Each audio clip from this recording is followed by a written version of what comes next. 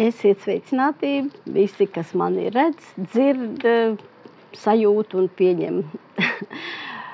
Šodien tāda tēma par to, atbildi varētu teikt, cilvēkiem, kuri nesaprot vai iebilst par to, ko jūs tur ņematies ar to savu veselību. Ko jūs tur ņematies ar organisma tīrīšanu, tas nav vajadzīgs, organismā viss notiek dabīgā ceļā un vispār neko nevajag iejaukties. Jā, piekrītu, tā būtu jābūt pie noteiktiem apstākļiem. Un mēs visi zinām, kad mūsu organisms atjaunojas. Visas šūnas, arī nervu šūnas, visu orgānu šūnas, arī kaulu šūnas, citas ātrāk, citas vēlāk. Visātrāk atjaunojas gļotādas, pieņemsim tā, pie noteiktiem apstākļiem es uzsveru, Teiksim tā, gastrītu varētu tikt galā, 3 diennakšu laikā, jo tas ir periods, kad nomainās gļotādas kuņģa, pie noteiktiem apstākļiem. Kāpēc cilvēki netiek, pastāstīšu. Un tātad mūsu organisms pašatjaunojas, pašdziedinās, pašattīrās, un visas šūniņas dzimst, mirst, vairojās, ēd, elpo, kakājas, atvainojos par prózu, viss, un pie noteiktiem, pie normāliem apstākļiem mums šie procesi ir neredzami, nejūtami, jo tie nav agresīvi. Un šis process, šis dabīgais process saucās apoptoze. Tas ir, ieprogrammēts process, kā rezultātā šūnas pašiznīcinās, pašutilizējas, tādu uzsprākst, kad beidz savu darbības ciklu, un dod vietu jaunai šūnai, viņa vienkārši tā pašiznīcinās, formē tā saucamos apoptiskos ķermenīšus, kurus pēc tam apēd fagocīti. Tās ir tādas imūnšūnas, viņas ir mūsu organisma asinizātori, tādi atkritumu savācēji. Viņas, klejo pa ķermeni, pa organismu un skatās, kur kas ir jāsavāc, kādi mikrobi, arī, tur sēnītes, baktērijas, patogēnās, un tā tālāk, kādi toksīniņi, kas nonāk, un šie te šūnu fragmenti, kas ir dabīgā ceļā gājuši, beiguši savu eksistenci.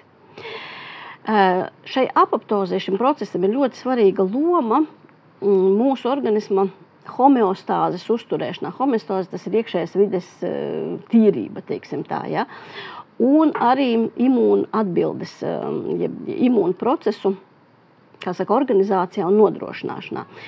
Ko tas nozīmē? Tas nozīmē, ka mūsu šie te fagocīti, vispār imunitāte zina, kur kas notiks.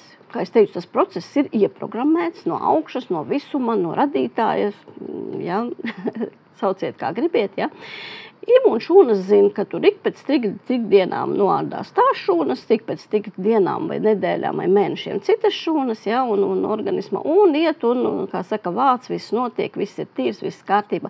Tas ir tas process, ko cilvēks saka, ka vajadzētu visam būt dabīgi un nevajag nekur iejaukties. Atkal uzsveru pie noteiktiem apstākļiem. Apoptozi ietekmē gan iekšējie, gan ārējie, faktori.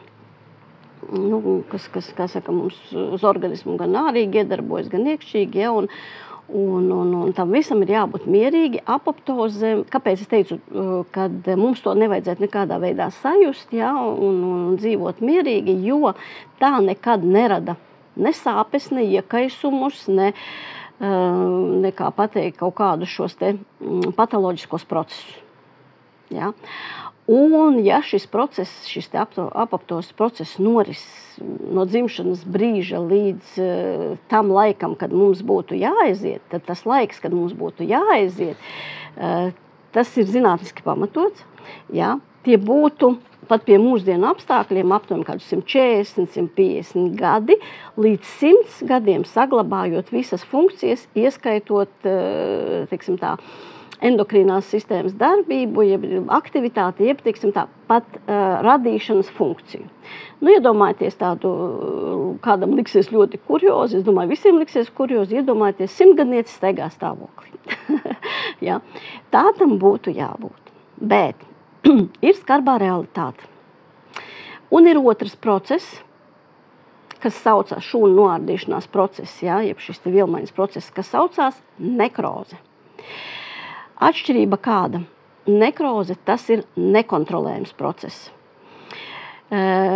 kura laikā, ja šūnas iet bojā nelaikā, ātrāk par savu, kā tam būtu jābūt, ja, un to ietekmē kas traumas, infekcijas, dažādi toksīni, smagie metāli pārsvarā, ja, ļoti lielā mērā, teiksim tā. Un šīs te nekrozes rezultātā šūnu membrāna, kurai ir uzbrukuši kaut kādi šie aģenti, ja, kas var uzbrukt? Nu, piemēram tā, liels stress. Pirmās ies bojā ļoti daudz nervu šūnas. Ne laikā, ne vietā. Izdzerts alkohols, tā būs nekroze aknās. Jā, nu, visā gremošanas sistēma, protams, visās asinīs un tā tālāk, bet visvairāk cietīs aknas. Jā. Kaut kas izdzerts apēcnis, tas, kas vajag. Traumas, piemēram, aiziet pie zobārsta, jā, anestēzija, būs nekroze. Nekrotiskā šūnas, kas jāvada ārā. Kāpēc es vienmēr saku, pēc anestēzijas, jebkuras ir nepieciešams detoks, jā, lai palīdzētu organismam atbrīvoties no šīm jau bojā gājušām šūnām. Tātad, jā, jebkas, kas ir ārpus, kā saka, mūsu miera stāvokļa, ja, mūsu dabīgā stāvokļa. Un kas notiek, ja šī šūnu membrānas, kā saka, uzsprākst, ārdās nost, un viņas ir saindētas. Un šis te, kā saka, saturs izplatās pa apkārtējām šūnām, saindējot nākamās. Veidojas tā saucamie iekaisuma procesi. Un nekrozes var novest pie apkārtējo, ne tikai šūnu, audu, orgānu, ja, kā saka, šīs te traucējumiem, kā pateikt, ja, šiem te saindēšanās, ja, vienā vārdā sakot, saindēšanās, intoksikācijas, ja, un dažādu slimību attīstības. No kurienes rodās tā saucamās slimības, tās ir visi šie nekrotiskie procesi. Un man patīk salīdzināt, ja, lai cilvēki saprastu, ja, apoptoze, tas ir par dzīvību, par normāliem dzīvības procesiem, nekroze, ja, sakne vārdam nekrologs. Jo ilgāk mēs dzīvojam stadijā nekroze, ja, jo tuvāk tas laiks, kad jāsastāda nekrologs. Un kāpēc es teicu pie noteiktiem apstākļiem, visu laiku atkārtoju, ja? Un tas ir tie procesi, ja, kurus mums ir jākontrolē. Mums ir jāskatās, ko mēs ēdam, kādā vidē mēs dzīvojam. Vidi mēs īpaši ietekmēt nevaram, ja, es domāju to agresīvo, ja, ko mums tur gan stresi, gan visādi chimtreili un citāda veida tur starojumi un viss pārējais, kas, kā saka, ir ārpusē. Bet tas, ko mēs varam ietekmēt, tas ir maksimāli pievērsties tam, uzturēt savu iekšējo vidi, savu ķermeni kārtībā. Tas ir tas, ko daudz. Ko jūs tur ņematies ar savu veselību? Ko jūs tur ņematies ar tām attīrīšanām? Kāpēc organisms ir jāattīra? Jo vairāk ir šo uzbrukumu no malas, ja, kas veido nekrotiskos procesus, jo izdevīgāk ir attīrīties. Izdevīgāk tāpēc, kad mēs atkal ieekonomējam savu laiku, mēs ieekonomējam savus nervus un savus līdzekļus. Ja, lai nebūtu jācīnās ar šiem procesiem, ko izraisa nekroze. Ja. Tā ir visa atbilde tiem, kas saka, ka viss notiek dabīgi. Ja? Mēs visi nedzīvojam tādā ideālā vidē, es nezinu, kaut kur kalnos, mežos, taigā vai kaut kur ir ideāli tīrs. Ja? Un tāpēc, lai mēs šos procesus, kā saka, varētu kontrolēt, tas ir tā kā dzīvē, ja? Jebkādu savu dzīves jomu. Ja?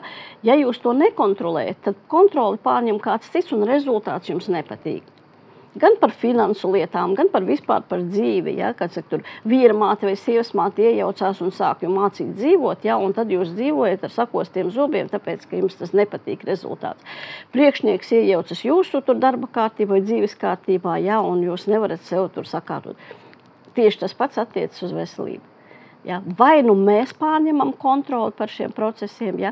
Vai šie procesi pārņems kontroli par mums, un tad kāds sāks nodarboties ar veselību tā, kā mums tas nepatiks. Pareizāk sakot, nodarboties ar slimībām, ar veselību ir jānodarbojas mums pašiem. Un mēs to varam. Priekš tam ir šīs manas un citu manu kolēģu šīs detoks grupas, šie procesi, kur mēs stāstam, rādam, mācam kopā, mēs visu to daram kopā. Jā, tas attiec uz mums visiem. Jā, mēs visi piedalāmies šajā procesā. Un jo ātrāk sāksiet, jo tālāk būs tas periods, kur vajadzēs pieslēgt šo nekrologu, nekrologu veidot. Tā, kad atcerieties šos divus jēdzienus – apoptoze vai nekroze. Tā ir mūsu izvēle, katra mūsu izvēle, ar ko nodarboties.